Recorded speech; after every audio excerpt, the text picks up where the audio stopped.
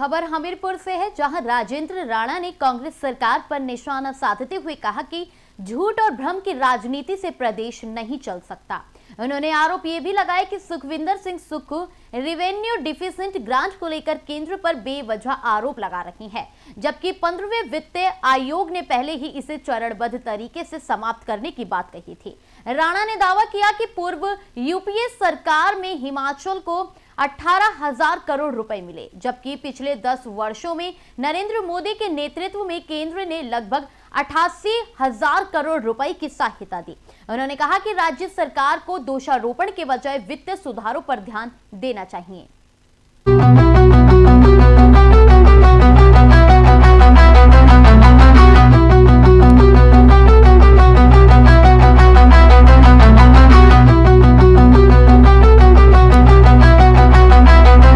हिमाचल प्रदेश की जनता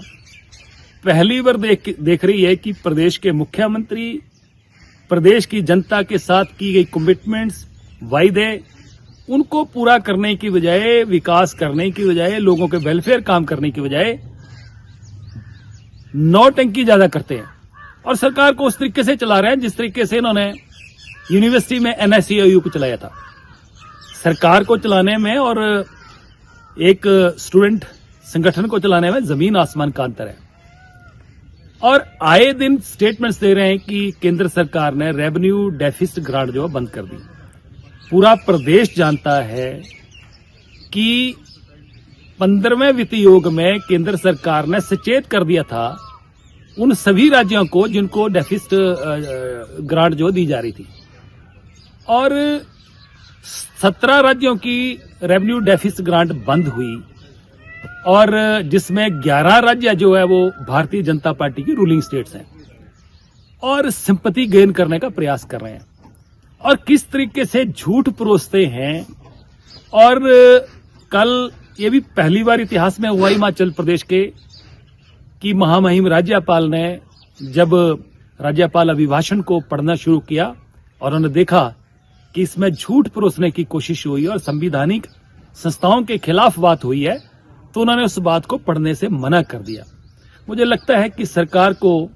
बहुत बड़ी नसीहत है, सरकार झूठ बोलना बंद करे, प्रैक्टिकल जमीन पे काम करे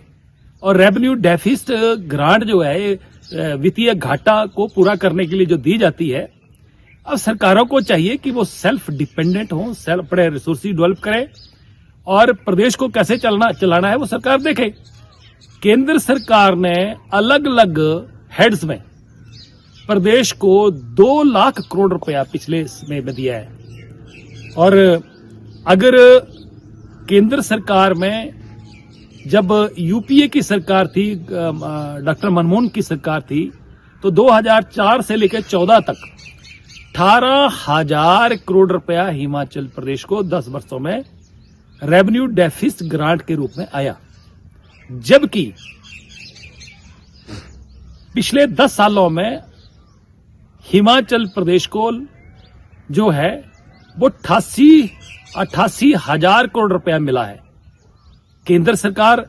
जब भारतीय जनता पार्टी की केंद्र में है वो ज्यादा मदद कर रही थी कि अपनी कांग्रेस की सरकारों ने मदद करी है। इसलिए जो बार बार आरोप लगाना है, केंद्र से पैसा भी लेना और ऊपर से आरोप भी लगाना कि केंद्र सरकार मदद नहीं कर रही है, भेदभाव कर रही है, ये दो चीजें थोड़ी होगी। इसलिए प्रदेश की जनता को मुख्यमंत्री गुमराह करना बंद करें और प्रदेश की जनता के साथ जो वायदे किए हैं, जो गारंटियां दी, उनको पूरा करने का काम करें और अपने मित्रों के ऊपर जो खजाना लुटाया जा रहा है और 3 वर्षों में जो लुटाया है, पूरा वित्तीय कुप्रबंधन जो हुआ है उसको ठीक करने के लिए सोचें।